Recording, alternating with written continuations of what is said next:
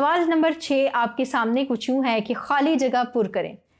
تو پہلا نقطہ ہے آپ کے پاس کہ جمعے کے دن غسل ڈیش ہے. جواب ہے اس کا مسنون. جمعے کے دن غسل کرنا مسنون ہے.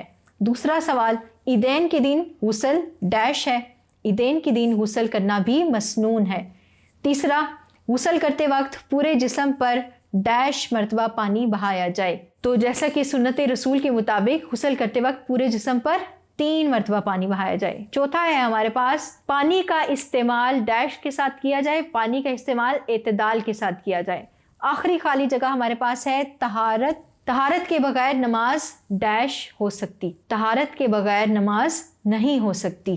یہاں پر ہماری خالی جگہوں والا سیشن بھی مکمل ہوا. ہم نے یہ سوال بھی مکمل کر لیا. امید کرتی ہوں آپ کو سمجھ آئی ہوگی. اس کے ساتھ ہی مشقی سوالات کا سلسلہ اختتام پذیر ہوا. Tutorial.pk سے آپ کی اسلامیات انسٹرکٹر آپ سے اجازت چاہتی ہے. السلام علیکم ورحمۃ اللہ.